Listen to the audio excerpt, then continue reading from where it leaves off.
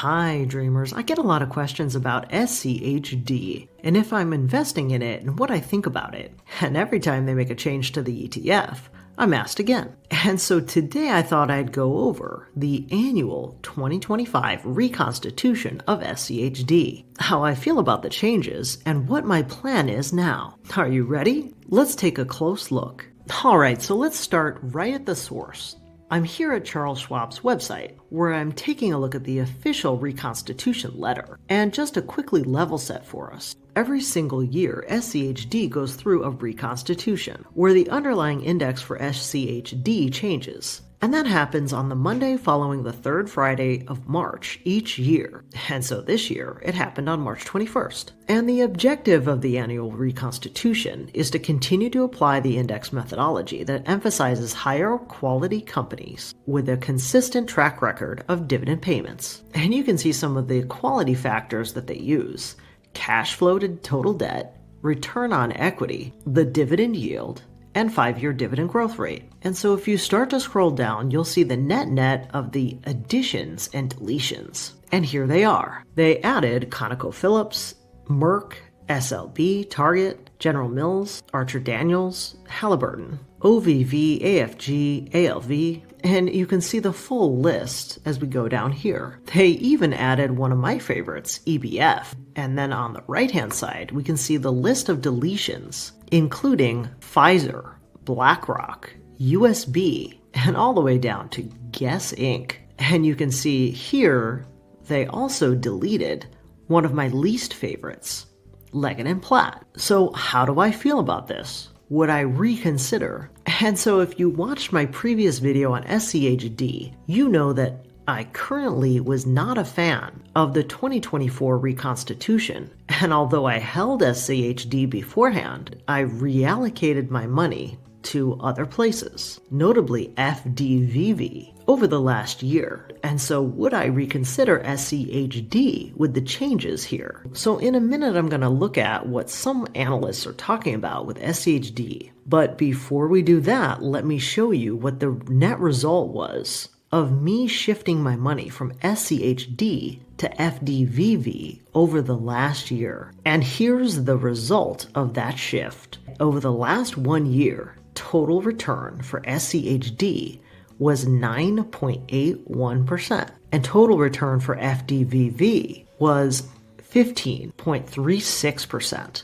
And so as you can see, when I took a look at the Reconstitution last year, I made the correct decision in shifting my money to FDVV. But did you know that in addition to SCHD doing a Reconstitution, FDVV also does an annual Reconstitution? And their Reconstitution happens in February. And so now we have these two funds who have both made significant changes to their mix. And so I now have a new decision to make. Do I place my bets on SCHD or FDVV or a mix of both? Let's take a deeper look before I tell you my decision. So now let me point your attention to this article, SCHD, Your Complete Guide to the March 2025 Index Reconstitution. And in this article, they point out that energy was really the big winner from this sector allocation change, and that there also was a flip between consumer staples and healthcare, but that mainly this year's Reconstitution for SCHD was about financials and energy. And I do like this graph here, which actually compares SCHD to some of its contemporaries, FDVV, VYM, and DGRO. And so here you can clearly see that the current state SCHD has more communication services. It also is very high on consumer staples at over 18%, but by far has the highest swing towards energy at almost 21% as compared to any of the other alternatives, while it actually decreased its percentage of financials to about 8.4% from a previous 17%, while the other competitors have kept their financial percentages pretty high at around 20%. So that is actually a big difference. We can see it's still pretty high at 16% in healthcare, whereas something like FDVV is pretty low at 4%. And it's also still pretty high in industrials at over 12%, which is similar to VYM and DGRO. we can see SCHD has a 0.86 5-year beta, which is good. I look for anything under 1.0, as you know. So it's relatively safe. But as this author points out, it has great value, but still not so great growth. And that growth remains a relative weak spot for SCHD. And they also point out that, of course, no ETF is perfect. But another con is its weakness in dividend safety, with a current dividend payout ratio of under 63%. However, the thing about SCHD that concerns me the most is this sentence right here, that SCHD's growth rates have substantially decreased over the last few years, and it's inappropriate to expect its historical success to continue because the underlying portfolio and market environment is much different. And he points out that there are higher growth funds like FDVV, VYM, and DGRO that even the most conservative investor might want to complement SCHD with. So let's take a look at FDVV, which is my favorite amongst those three.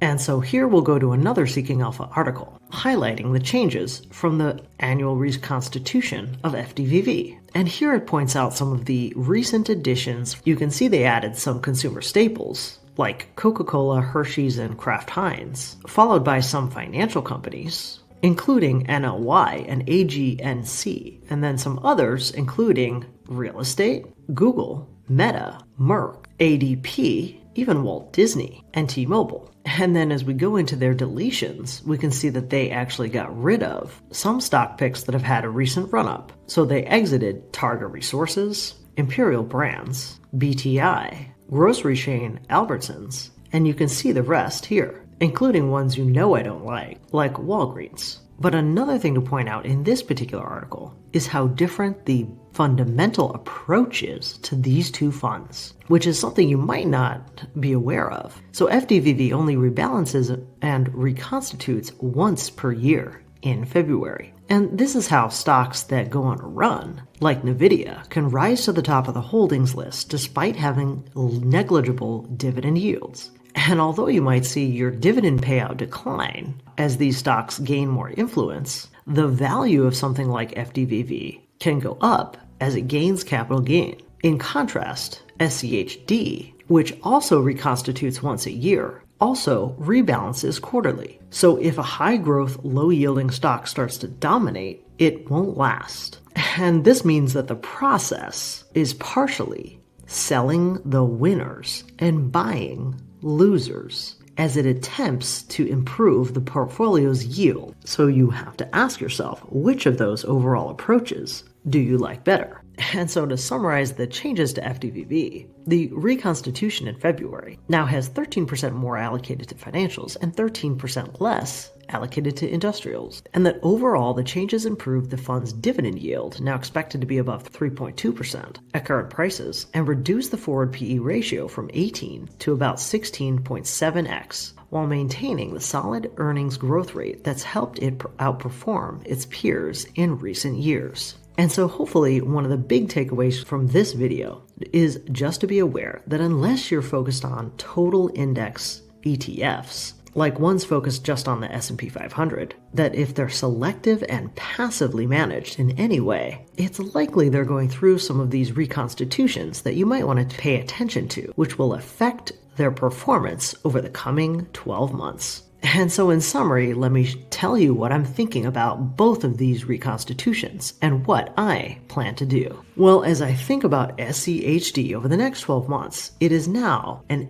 energy-driven ETF. And you can see the top 10 holdings, which make up about 40%, with ConocoPhillips and Chevron in lead. Then you've got Verizon, Bristol-Myers Squibb, Coke, Amgen, Cisco, AbbVie, Altria, Pepsi. So you have to ask yourself, do you like these top 10 holdings? Because it now represents the bulk of your investing basket, as opposed to if we take a look at FDVV, which is a technology-driven basket, followed by financials. And its top 10 holdings represent 30% of the mix, with Apple, Nvidia, Microsoft as the tech holdings, followed by the financial holdings of JP Morgan Chase and Visa, and the rest you see here. And for me, I'm more inclined to like this basket over the next 12 months. And so for me, I still prefer the FDVV basket over SCHD, even in the new Reconstitution. And so I'm going to take a bet right now in March of 2025 that as we look at the comparison between FDVV, SCHD, VYM, and DGRO, that we're going to see a similar result as we saw over the last year, with FDVV beating the rest of these in total return, even though FDVV has a higher expense ratio at 0.16 as compared to 0.06 and 0.08 for DGRO. I think the combination of the higher dividend yield for FDVV as compared to some of these others, with the high dividend growth CAGR of FDVV as compared to VYM and DGRO, combined with its capital gains growth on these top holdings, I still think will outperform a basket that's more focused on energy and customer defensive. And I'll leave you with one more piece of data. I recently found this article in Yahoo Finance, which talked about the fact that SCHD saw a big exodus as of Monday of this week, with $7.1 billion in investing outflow. And here you can see the top ETF outflows, with SCHD at the top,